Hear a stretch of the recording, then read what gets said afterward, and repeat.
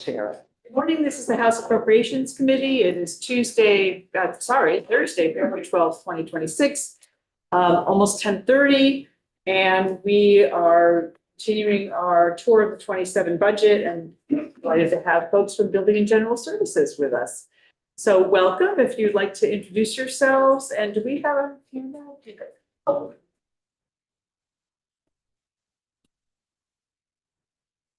Okay, so paper copies are coming, but it's posted on our webpage. So you can introduce yourselves and just orient us to where you are in the presentation.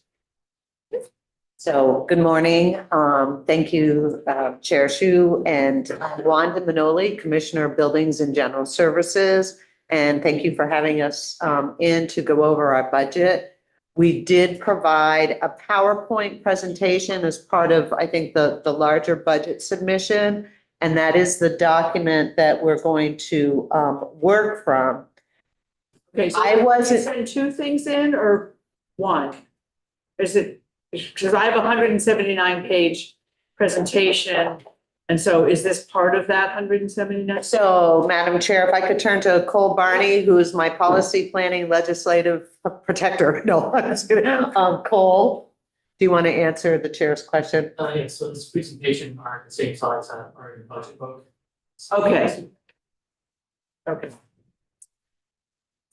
So, and then, Emily, please introduce yourself. Good morning. I'm Emily Kasicki. I'm Deputy Commissioner of Buildings and General Services. I've been in that role since December of 24, so just over a year. And I've really enjoyed it. And I was previously at BGS, one of my first permanent job in state government.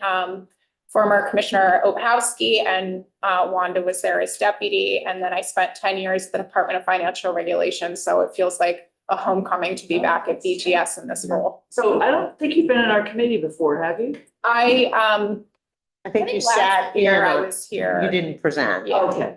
Okay, great. Well, welcome and to your new roles as well. Thank you. So members of the committee, Emily and I are going to present together. We'll be really transitional with going back and forth. I just always, as I had shared, I think it's a great opportunity, especially when you're in the role of a deputy or another position, to come in and present a budget, because that doesn't happen that often. So this year, it's a new landscape for Emily, and she's doing a great job. Okay. And, oh, Cole, thank you. He's sharing, so so perfect.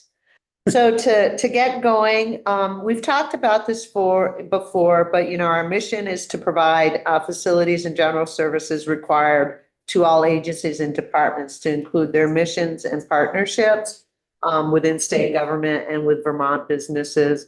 I always like to talk about buildings and general services that were the core to the delivery or operation of state government, be it postal, print, maintenance of your building, purchasing property, designing property, all of that sits under the House of under Buildings and General Services. And I think sometimes we're either recognized for our custodial and maintenance or for design and construction. And there's a host of other things that we do. We strive to be responsive and committed to delivering those essential services and customer service. Next slide. Sure. Yes, you one may. more piece, I think. One of our mottos is serving those who serve Vermont. So that is really how I think about our function. We are a service department. We are helping you, the executive branch, the judiciary, in what they need to do to provide services to Vermonters. So this is just a high-level overview of our organization. And I know that in the budget book, there's the detail, but we just wanted to give you a quick overview. And under the Commissioner's office, I have legal counsel. Greg Harris is an AG that is assigned to BGS. The Curator's office, we have a financial director. and we have a financial director that helps my division directors move their money to their contract, getting bills paid, helping us build the budget. We still have our partnership with finance, and that overall responsibility sits with them. And we have the policy and legislative affairs, and we introduced Cole to you. And then this is just the high level, and we're going to talk about these divisions shortly in this budget presentation. Any questions?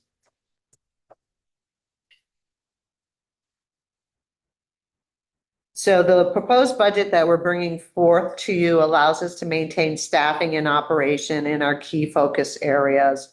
And I won't read these to you, but I'm just going to highlight a few.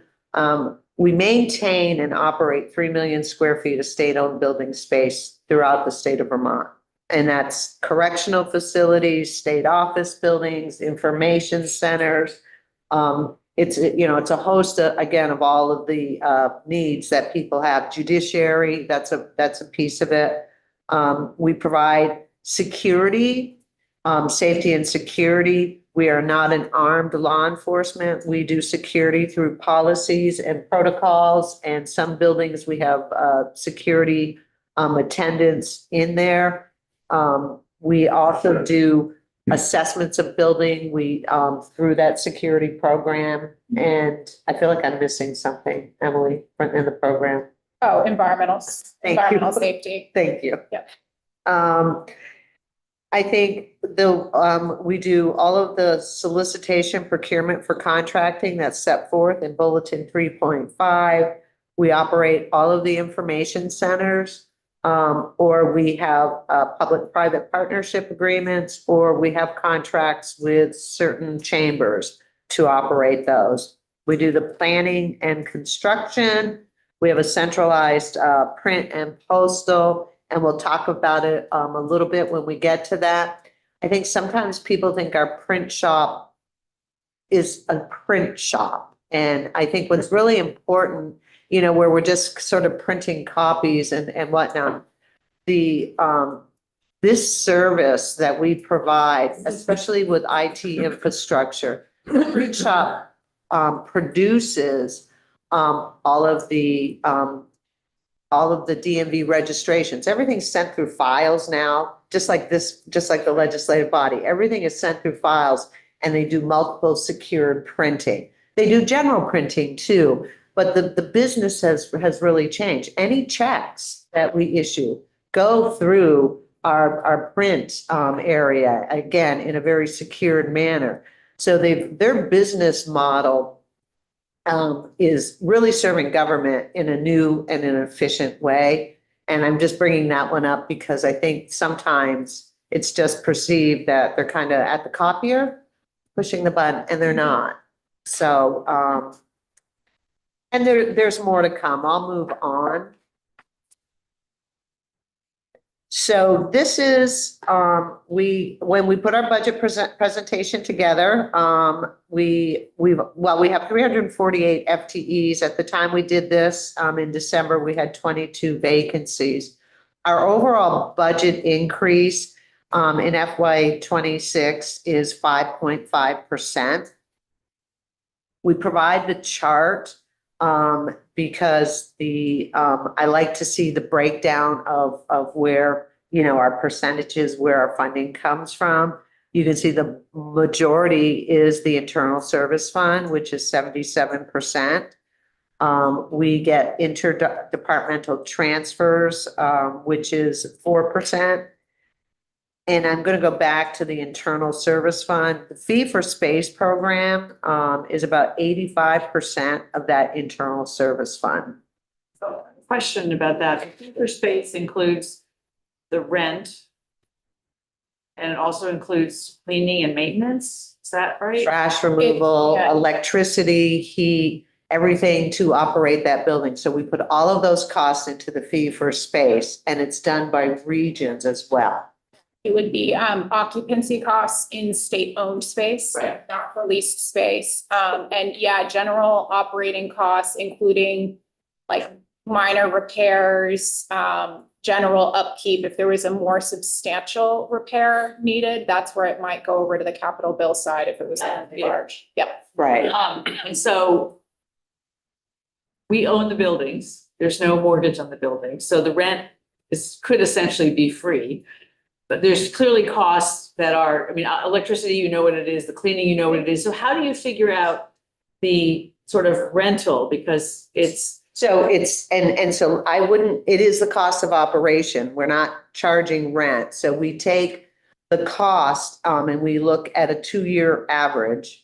And that cost of, what was the cost of heat? What was the cost of electricity, water, usage? What's the cost of staffing? And that's how we come up with that rate, for the facility. And this was an analysis were done years ago. And it is, it's very difficult to do it by building. And to put them into, regions, you gain efficiency because the cost is distributed amongst more than it is if you just do building by building. This Montpelier, I just want you to know, is our most expensive. I don't have the rates in front of me. I'm not sure if you do. And that's because we have the State House, we have the elected officials. There's much bigger buildings, that we're occupying state government in operating. Yeah, so you feel like you're fully recovering the cost, or are you making money on this? No, we don't make money. It's an actual cost. And so no, we are not making money. Absolutely not. One of the changes that we've seen, and we're going to talk about it a little bit in our budget, is that we actually, had to do an adjustment. I got my years mixed up. We had to do a transfer of funds. This past fiscal year, and what was to the program. So we had a little bit of a deficit, and that was really around the cost of, the cost of electricity was significant. And what was driving that is we hadn't aligned to some of the rate changes. So when we're using less, sometimes costs go up. So, because I think people thought, well, if the building's empty, or not fully utilized, then there should be a savings. But we still have to operate that building. If we have 30 people going into a building and, using that building, the cost to clean it, the cost to operate it, the cost to heat it stays the same. Yeah, no, and I get that. So when you bring up Montpelier, we had the flood and some buildings are still not occupied. But so who are you charging fee for space for unoccupied buildings? So first of all, they may not be occupied, and we only have a few unoccupied buildings that are historic. Right. That are on the historic. We have 3. One is the auditor's building. Right. One is what was the main information center building. And the other was the healthcare. Green Mountain Care One was there. Otherwise, every building has been occupied. So what do you do when you have costs associated with the 3 buildings? Okay. Who pays for that? So everyone who's assigned to the, this region. It's It's by the region. Okay. It's distributed by the region. And those buildings, I will tell you, I don't have the cost, but, we have minimal in those buildings because of the condition, that they're in. It's for a couple of years. Okay. Okay, so John and then Wayne. So you have a special fund, which is a small sliver of the big budget here. What is that used for? What's that dedicated to? That's, Go ahead, Em. The I think the special- 479,000 one? yeah, special fund that, one example is, at our information centers, the coffee program is free coffee by donation. So when someone stops by, they're taking a travel break, they can donate money to help cover the cost of the coffee program and the brochure program. So that's what comprises that fund. Yep, That's the brochure program too. brochure and coffee. And of course, major maintenance for taking care of the building long term, it goes through the capital bill. That's not in this budget. Correct, and I think that's, and I just, so we get money in the capital bill for major maintenance. In the capital bill, if we have a project that has a significant need, like a replacement of a heating system or a roof, replacement, we go through the capital bill that's as a line item. And then we get in the capital bill, we have major maintenance. And those are items that do not go beyond what fee for space is for, and that goes into the major maintenance. So not every repair, every upgrade is actually charged to major maintenance. We try to minimize that and utilize utilize our major maintenance fund. Okay. So I think I'm going to move on from the chart. I don't, unless there's specific, I think we've sort of talked about all of these. Yes.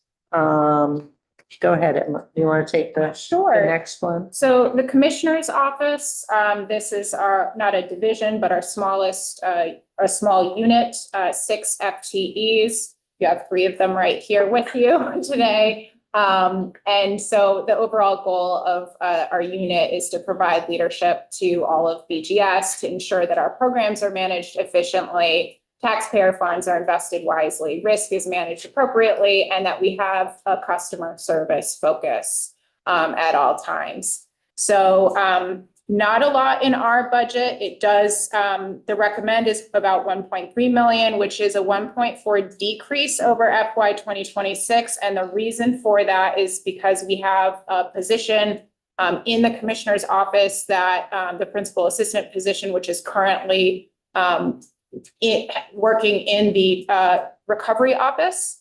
And we still have a portion of his salary within BGS while he's working on flood recovery. We've moved that in this budget to the design and construction division out of the commissioner's budget. Really, the rationale being the focus is on buildings and infrastructure recovery. So that's why you see a decrease in this. Is that Eric? Yes.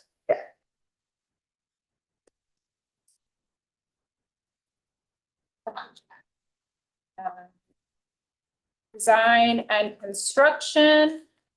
This is the division that works mostly on those capital bill projects. It is led by Director Joe Aja with 26 FTEs. These are engineers, architects, and project managers who are responsible for designing, planning, constructing, and renovating existing and new state-owned space. This budget recommend is about 5.2 million, which is a 6.5% increase. The main drivers of that increase is just insurance steps and COLA. And then again, that move that we described earlier for the existing position shifting over there. And if I can, I know this has come up in some other areas. I know this committee knows this, but our COLAs and insurance rates are set through the budget instructions. And I think, and I just want to say, because I know there was some discussion the other day about how are we calculating it? What are we doing? And what we get it in our budget, and this committee is well aware of that. So, and then it's distributed. So do you have particularly big projects coming on now? So we have, yes. Where do I want to start? So first of all, the whole major maintenance, and again, that's our focus. We've had some lag in our major maintenance that we got in the capital bill right now. So working with Director Aja, we've realigned. I think that things weren't happening as quickly because of the flood in Montpelier, because of all of that. So there was sort of like this, the money really wasn't moving. This year we've advanced, last week or 2 weeks ago, I think we have less than 2 million in our major maintenance budget to get us to the end of the year. And we haven't been in that place for probably 10 years, 8 or 10 years. We are working, my team is working on the recovery of Montpelier. You know, we are a part of the planning group with the Secretary of Administration, with Doug Farnham. BGS is at the table. We have several people involved in that because once a decision is made, those projects are going to be handed over to the Department of Buildings and General Services to see. We've been engaged with judiciary on prioritizing and looking at the need for the Newport Courthouse. We have a lot of work that's going on in corrections around the mechanical systems and the HVAC system. I mean, the list really What made goes on. is I expect to go on, and it sounds familiar from when I was in Yeah. the committee 10 years ago. But are there new projects, like new buildings or Yeah, we're new not- big construction changes that are? So depending on where we get, so Newport Courthouse is the priority, the replacement of the Newport Courthouse. We don't have land yet. And we're exploring options, but that would be a big construction project coming down the road. It's been on judiciary's priority list, well over 10 years. We are working very closely with the Agency of Human Services. We have the replacement of the youth facility. And that we have reissued an RFP. We have a letter of intent signed with a developer. We've located a site. We're actually meeting with them this afternoon. We're doing our introduction and laying out how we want to move forward. And we have the Women's Correctional Facility, which is still in the planning. So, you know, and part of our world is planning, getting money to move these things forward. So I could just keep going through the list, but That's fine. No, I just wanted to get a sense of some of the things. Wayne? Wasn't Newport, St. Johnsbury Courthouse project was ongoing a couple of years ago? Was it St. Johnsbury got all completed, done? I don't know about a couple of years ago. I know that, what I know today is that, the priority was Newport and the priority was Barry. And we just completed a big project. We did a Oh, major renovation thank you. of the Windsor County Courthouse in White River Junction. They were in temporary space for quite a while, and they just moved back in and restarted court operations earlier this month. So Maybe it was Windsor. They're using the building across the street. yes, Yes. that's it. Yeah. There's Essex County as well. Yeah. Got a project. I saw it. This is County Courthouse last year. Yeah, I think that there's some additional money in the capital bill this year for that one. While we're talking about buildings, things that, what I heard somebody refer to it operating at government speed. Speed of government. The speed, yeah, so, the liquor warehouse has been talked about for a bazillion years, and again, I'm not arguing for anybody's priorities, but just that's been in the hopper as well, and also, which came up during COVID in addition to the State House. And so just curious to know where in the forest of projects those. I'll be happy to, and so, to make this connection, so we either through the property management, because it may be a lease or looking at some type of development agreement, we'll manage that, or if we're building it on our own. So, the Department of Lottery and Liquor, we have explored leasing space so they can consolidate and come together and bring the warehouse as well as they're in space on the Barry Montpelier Road. We are still under discussions with that. We've looked at locations. Sometimes they're not the right location, but when it's also a lease, we have to look at cost and we have to do an analysis, and it has to be affordable. Because some leases, you know, you have to explore, does this make sense? Is it more affordable for the state to actually build and own? Leases typically are considerably higher. I want to say, you know, anywhere between 40% and 70% of what it cost us in fee for space. It all depends on what it looks like. If we were doing a build to suit lease, new construction, that would be much costlier than if we could find existing space that might work. So we're still exploring with that. And so on the State House, you know, because of the constructions under BGS, we work very closely with the Sergeant at Arms.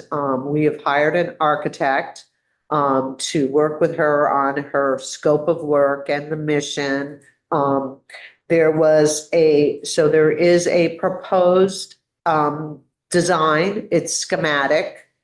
There was a request in the Capitol bill for a little over $1 million to move this proposal to construction documents, because it's based on a 3-year phase-in, because at this location, which costs us more money, because we can't do major construction while you're in session.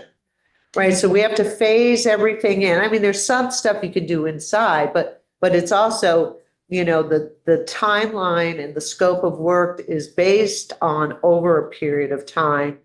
So we can accommodate all of the visitors and the users, et cetera. So that one is there. I did receive a communication. I think we're going to be scheduled next week, I believe, the Sergeant at Arms and BGS to go into House institutions and to talk about that request. I just want to, I think you know, this is the code room. I remember this being the coat room, but really, you guys got a bigger space than what you. Need different color paint. Better lighting and perhaps the I think HVAC that's is called coming. BGS white. Mike and I do nothing but. BGS white. And the project that's in development now is really focusing on a doorway, a new point of entry, Yes. not additional Right, means. out over there towards the. That's right. And then I have a question. Yeah, I just want to ask you, as I watch all of these things, serving on different committees and watching how the state operates, we seem to have a pendulum. We own, then we decide, no, we're going to lease. And then a few years later, we sit down and say, no, we're going to own. And whether it's the building in Essex that we bought from IBM or something, and then a few years later, we ended up selling it, and then so there is the own versus the lease, and is this based on economics or costs, or is it just what's the most convenient thing, or? I can't, I stepped into this role in 24 and I really thought it was 25. When you said 24 today, I said, has it been that long? So I apologize. But I think part of it, so the preference is to renovate, build and own because it is more cost effective. We've researched this and we've researched it and we've researched it. However, we can't always do that. And sometimes a location that's in an area best serves the program. So I think that part of the pendulum, I believe that you're referring to is there were a lot of demands on the capital bill, but there were also a lot of demands on some programs and services. So there was a point in time, I want to say over the last 5 years, I think that's reasonable, where in order to move something forward, it may have been more efficient in time to do a development agreement. And that's what they were looking at. Right now, and so when we look at leasing space for small services in regional areas sometimes makes sense. That is more cost efficient than building. And then once we start expanding out into leases and they get larger and larger, it doesn't make sense. One of the pieces that we've implemented when people come to us with this approach is we're doing a cost analysis.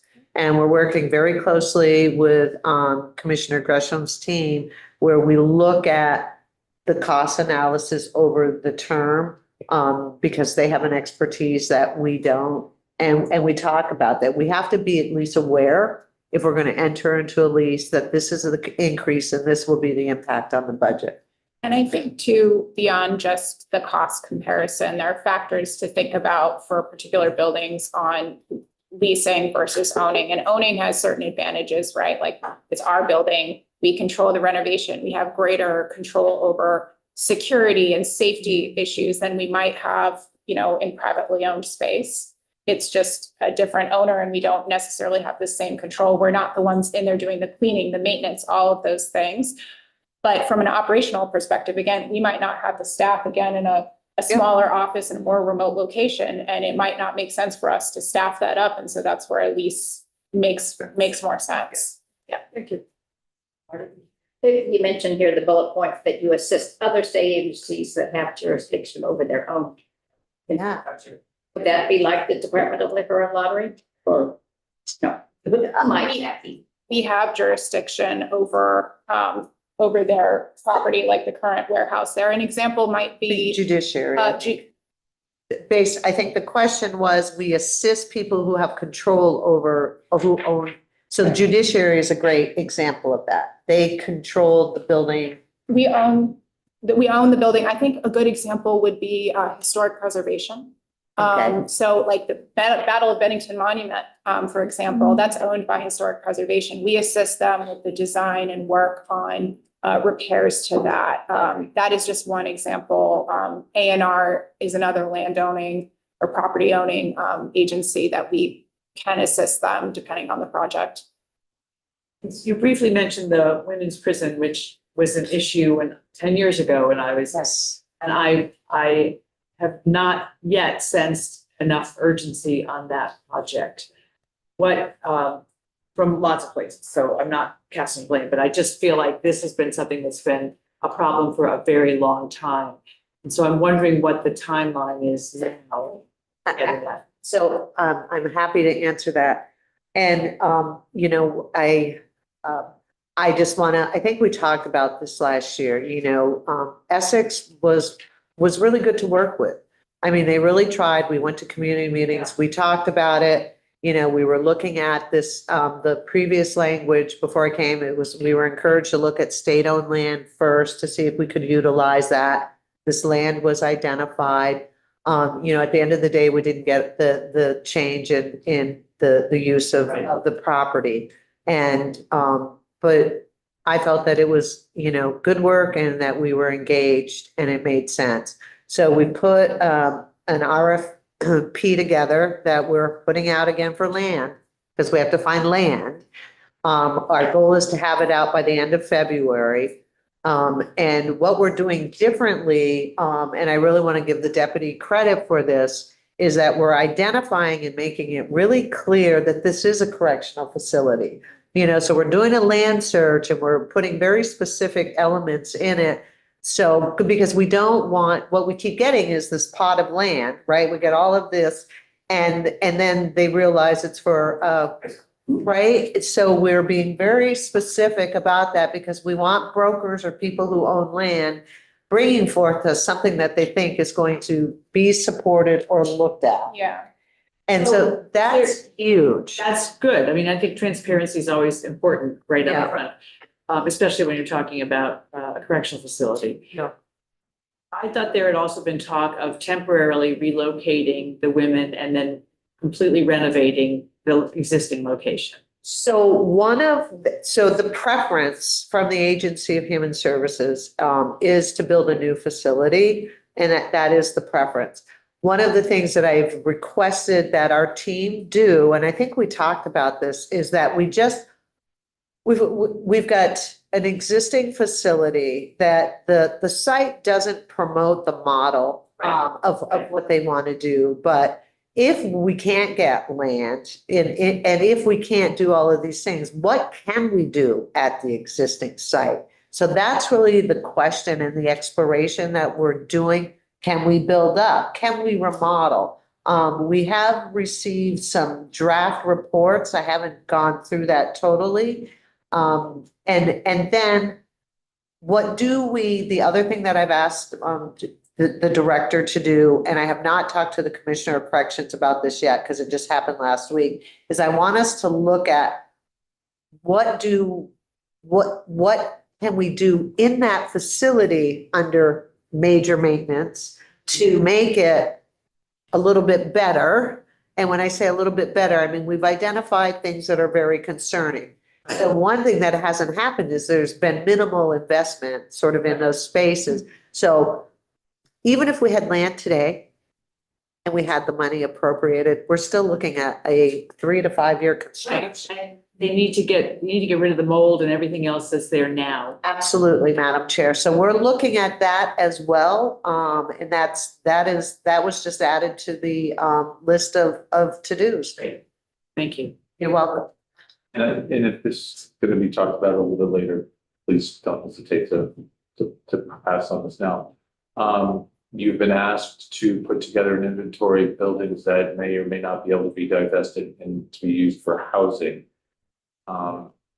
During my time here, that process has happened 3 or 4 times, and it always, and what I've learned over the years is it's a lot more complex to identify a piece of land that can be used for housing. And so if you're in the process of that, or if you're starting that, can you just let us know how time consuming that is? Because I think we're asking you for, or the administration is asking you, whoever is asking for a very comprehensive list of properties. And while it's easy to say in Waterbury, let's just say before the floods, oh, why can't we use that? There's a lot of reasons why.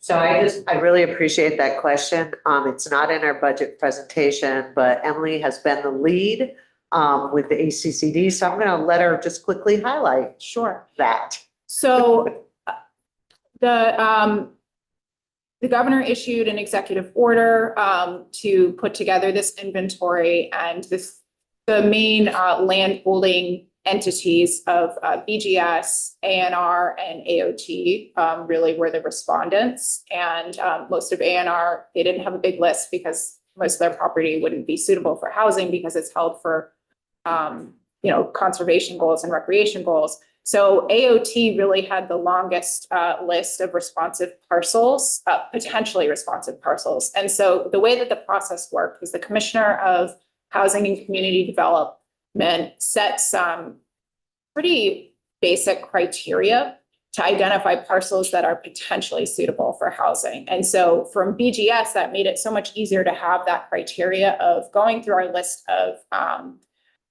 vacant or underutilized properties, which we don't have that many of that would fall in this bucket, and then apply those criteria. And it was like access to existing roadway, parcel size, whether there are existing easements on it, and then municipal water and sewer. And so we were able to apply that checklist to the properties we thought might be suitable. And then we shared those with the Commissioner of Housing and Community Development.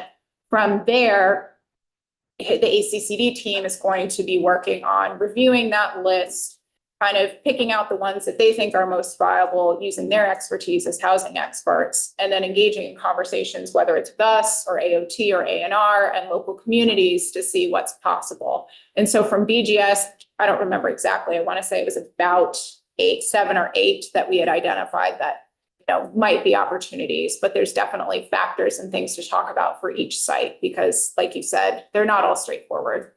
I mean, using the Armory in Waterbury as an example, it's now being used as a winter shelter. And it's also adjacent to property that's owned by AOT, and it's probably a brownfield.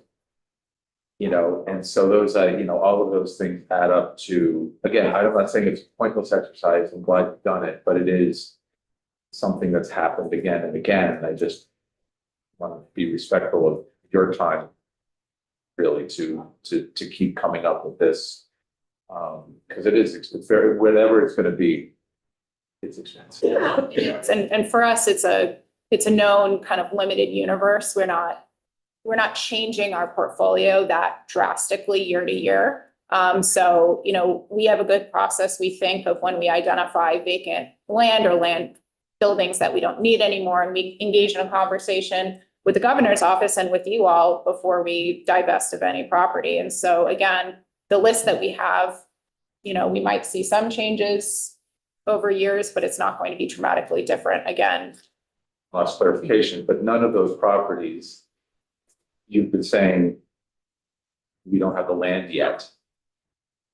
So, I mean, again, it points out how finite the properties that we own are and what the needs are. I mean, you can't, obviously, you're not going to put the women's prison on top of where the Windsor prison is for a lot of reasons. But I just want to make sure we know that just because we think there's land out there, it comes with a lot of strings. Yeah, I really appreciate you saying that, and I think I'm gonna just take you back to Essex, right? We went through this exercise and we identified 2 lots. Size seemed right, made sense, one was, in one area and the other. And this is something we've changed too, so we went with the visual site that made the sense, and Essex kept saying, have you evaluated the sites? Meaning, have we done some testing? Have we looked at the water? Have we looked at the connections? Because they had a preferred site. And we hadn't, and I spent the money out of my planning. I get a little lump sum in planning and we explored it. And what we got out of that is the preferred site that everyone wanted actually didn't support the infrastructure and we had to shift to another site. And I think that just goes to the point that you're making. On paper, it may say 50 acres. But what is in that 50 acres? What can you actually do in that? So, All right, let's continue. okay. Thank you. I think we'll move to, Information centers?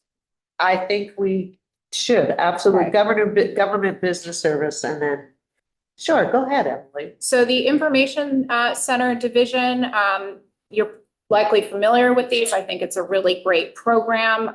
We have state-owned centers along the highway that were constructed in partnership with AOT to provide services to the traveling public. This is really designed as a rest break, a safety break. We have 15 information and welcome centers, of which 5 are staffed under an agreement with a local chamber of commerce. But I think another important mission of the information centers to highlight is their marketing and community support mission. And so the centers have really wonderful relationships with their local businesses. They promote them. They have wonderful displays that feature local artists and shops. And then we also have our brochure program that helps let travelers know what they can do when they're visiting Vermont and encourage them to get off the highway and visit the area. How do you measure success for this program? Sure. So we have metrics. We do counts of how many visitors per year, but then we also have counts of our advertising program and revenue. So the number of businesses that we're promoting, that we're working with, that is metrics of success for us. Like, how many businesses are we working with? How many people are stopping by? The feedback that we get, because we do get a lot of comments back from the public about their experience visiting our centers. And then I think that sums it up. I think that's yes, it does. And on this, and I apologize, I think I had, so right now, we've been about 3 million annual visitors throughout the state. And that's started to go up in the last couple of years. I don't have those specific data points, but I think that's really extremely important. What I'm wondering is you're marketing local businesses. How do the local businesses know or how do you know whether the local businesses have gotten business as a result of somebody going to the information center? So I would go to the data piece at here, which is the business promotion. We've actually stayed the same with the numbers. So this is a renewal. They continue to come back. We can't sell their products, as you know, on the highway. But they continue to invest. There is a waiting list to get on the display because it's really local art and it's No, I've products. stopped at the information center. Yeah. So if people are re-upping, that's sort of a proxy for they like what they're missing from it. Yes. That's where they're wanting to spend some of their marketing dollars. Yeah. Okay, that's great. Thank you. Thank you. So overall, a 3.8% increase in the recommend. Really, this is just increases in personnel costs. Same thing, an increase in our cost for the contracts with the chambers, but no programmatic changes here. So I'm going to just quickly jump in on postal. This is a 3% increase. We talked about it. And there's 9 FTEs. Those 9 FTEs actually operate like a post office. You know, they pick up the deliveries in Montpelier. It goes to the central location. We pick up mail. We deliver mail in Waterbury and Montpelier, and in Barry. And, plus we process everything. So I know sometimes when you look at the budget and you look at the FTEs, it's, sometimes it's difficult, I think, for some to make a connection of why it's very efficient. I think today, we are probably operating internally, better than some of our post offices. Yeah. And it is an expected service, and we do 2 deliveries in certain locations and pickups, like the tax department, this building, the administration, and in Waterbury, because there's, we still mail and we still receive mail. And we are having challenges right now.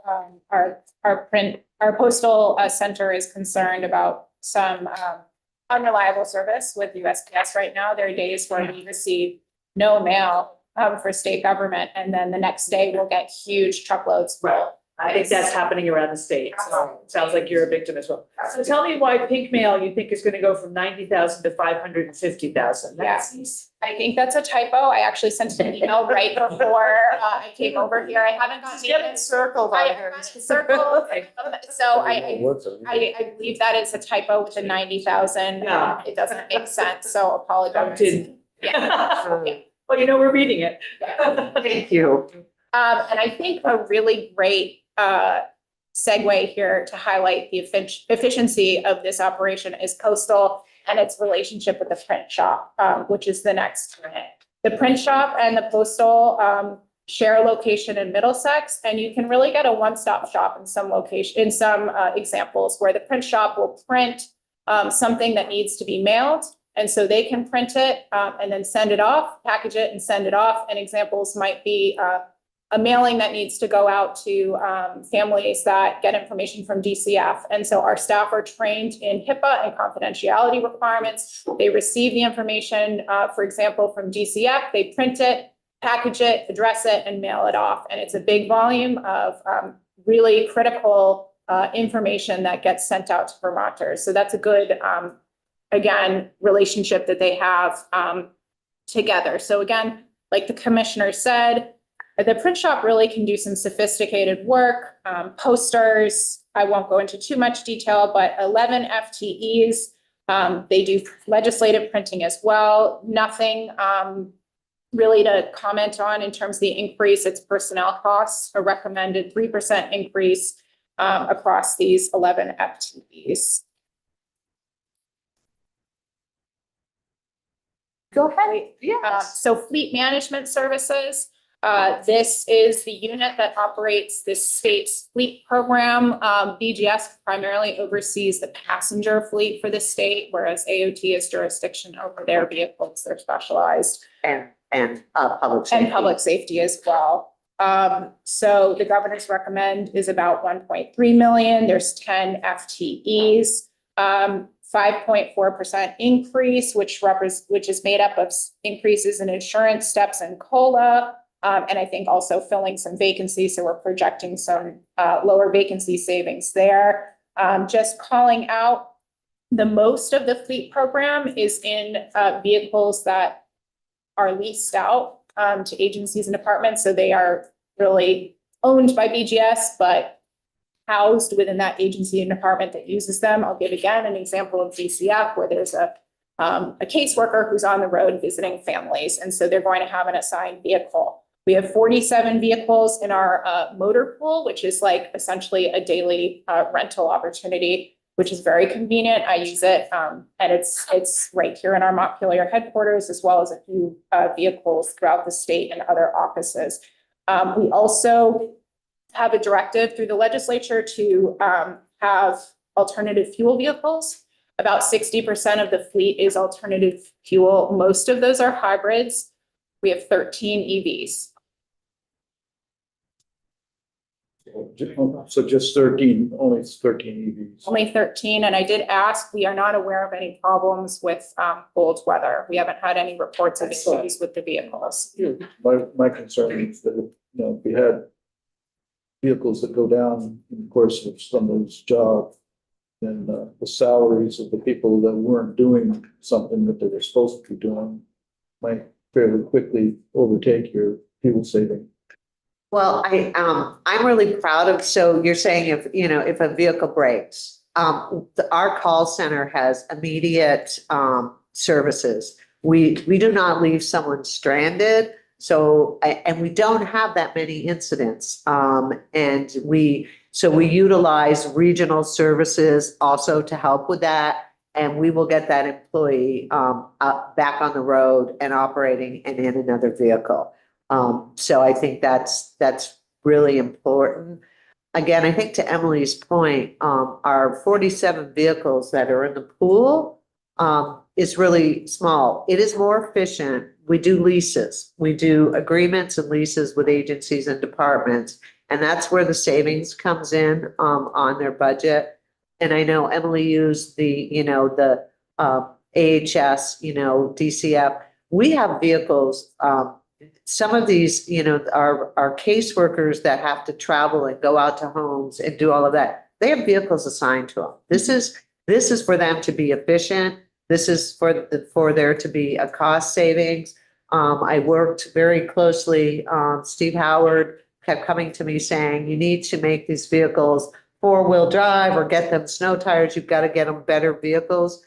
We have shifted to that, which is, really, really important because that's one of the concerns. So I just, I'm not concerned, Representative, about the service. If there's a breakdown, if you've heard things or have concerns, I would like to know. I haven't heard anything extra. I was always kind of concerned about mandating things, right? Right. No, it is to be convenient and comfortable, safe and efficient. It is not to be a burden to the users of it. Other questions on fleet?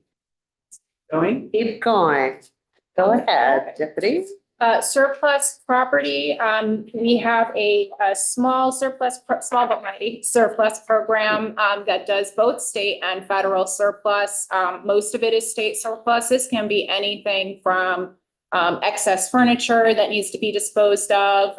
We will, for example, collect sharps at the airport and dispose of them. That's a popular program, even vehicles. And so this really provides value across the board for entities that need to get rid of certain things, for the public who might get something at a discount, and then we get the revenue back for the things that are being disposed of. The governor's recommend is 561,494, 3 FTEs. And again, this is really just personnel costs. Great. And I just want to say that we're going to hard stop at 11:30. Okay. So we're going to stop at 11. So we're going to. And I just think it's really, just really quickly, the federal program we're required to do, but we've really changed and we really align with the municipalities and we really help communities buy equipment and utilize the program. Yes, that's been very helpful. So when you look at the budget and the FTEs that we do this with, I think we're quite successful. Go ahead. Office and purchasing and contracting, again, mindful of time, I'll try to just give a highlight. Generally, we oversee, we have a centralized procurement and contracting office within BGS. There's 16 FTEs. The governor's recommend is about 3.4 million, which is a 10.3% increase. This is personnel costs, and then there's an alignment of funding source for existing positions. So some of this increase is really because we were funding some of the positions on the back end in excess receipts. We think it's better to just capture it up front in our budget. So that is a shift. So it's now included in the recommend. So any questions on OPC? Okay. Planning and property management. This is the entity really that manages our lease program, as well as providing general planning and support for agencies and departments in their space. The governor's recommend is 1.9 million for 11 FTEs. That's a 9.3% increase. This is the same thing as the previous slide of just alignment and the timing of how we're funding those positions as well as increased personnel costs. This is again, just operating. It's not lease costs included in this budget. Also, our energy program, our energy office is housed within planning and property management. And just really quickly, I know that you've all seen the auditors or the auditors report. We have done presentations to the energy committees and we are talking about that. So that is being addressed, just for your information. Yes. The big one. The big one, for space, this is the operations and maintenance division, which is our largest division within BGS, as well as our safety and security program. The recommend is 41.5 million roughly, which is a 5.3% increase. This is really, again, personnel costs.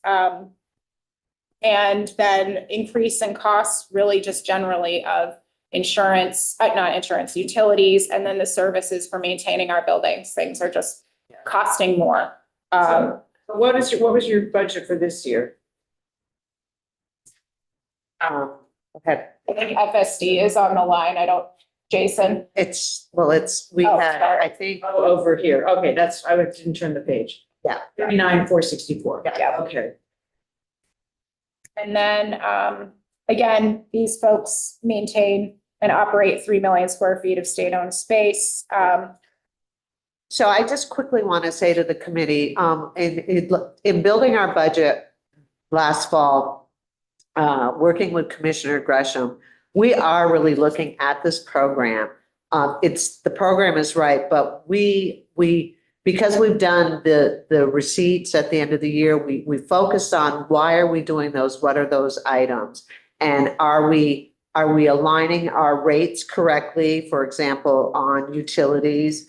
And what are we charging to the program? So we've gone through a very detailed and we've reset a little bit because there are costs that were in fee for space that shouldn't have gone to major maintenance. I just want to share with you. I think that was probably the biggest one. So we've been working with our team, we've been shifting, we've realigned when it's a major maintenance item and it should go to that budget, not to the fee for space.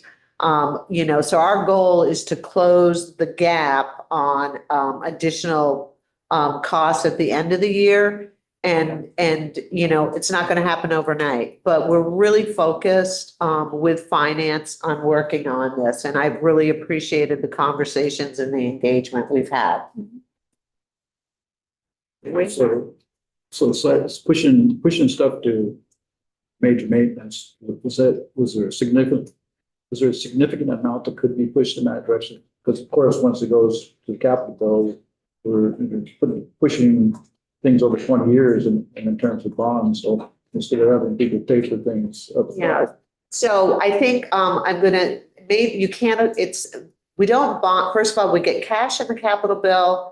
The treasurer's office doesn't do all 20-year bonds. Sometimes they sell them in 5-year increments. It's depending on what the cash flow is. So we do not focus, I would not we shouldn't be putting a 20-year item in fee for space either, right? So when they're large items like that, that's when they become line items. It's really the scope of work and what needs to be done. And is it truly a cost for the maintenance of that building, or is it a repair? And what we were finding is some repair costs should have been charged. So it's about managing the money and prioritizing the money.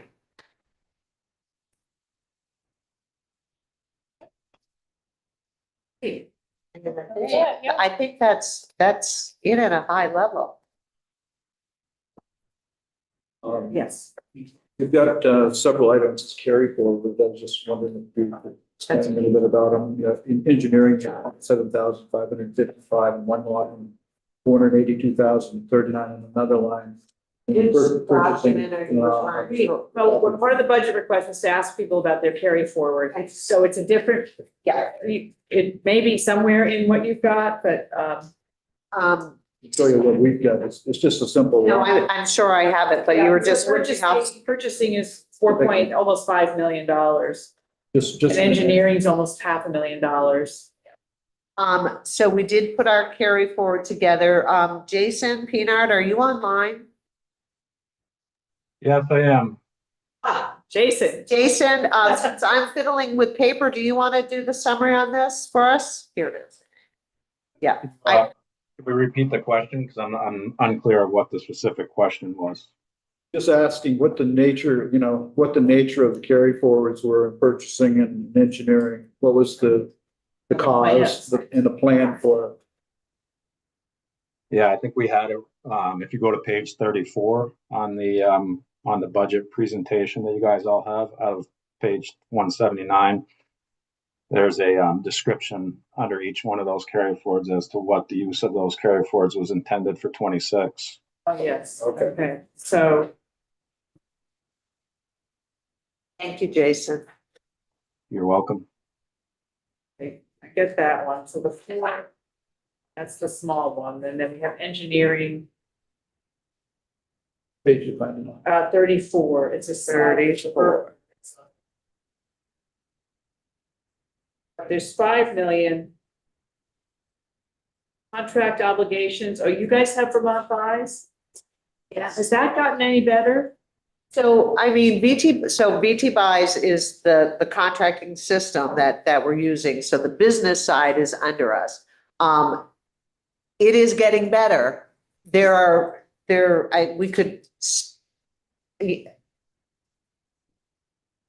are moving forward. There are some technical elements that were not implemented when they went live. We've got a plan moving that forward.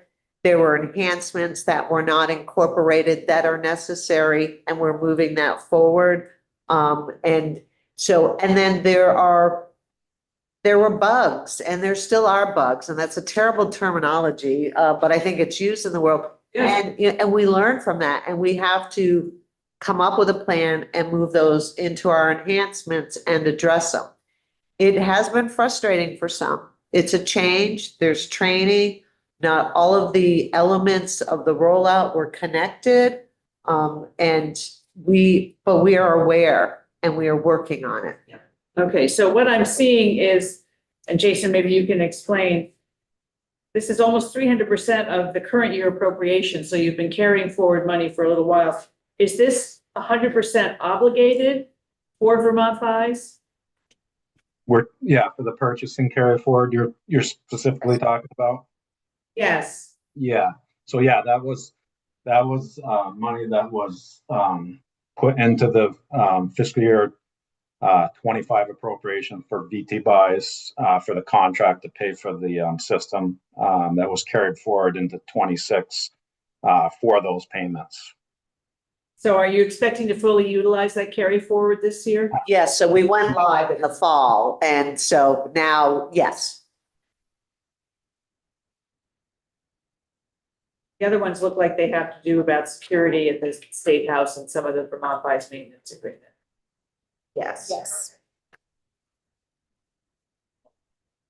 And in terms of the security, I know the Sergeant at Arms, we have the equipment we need.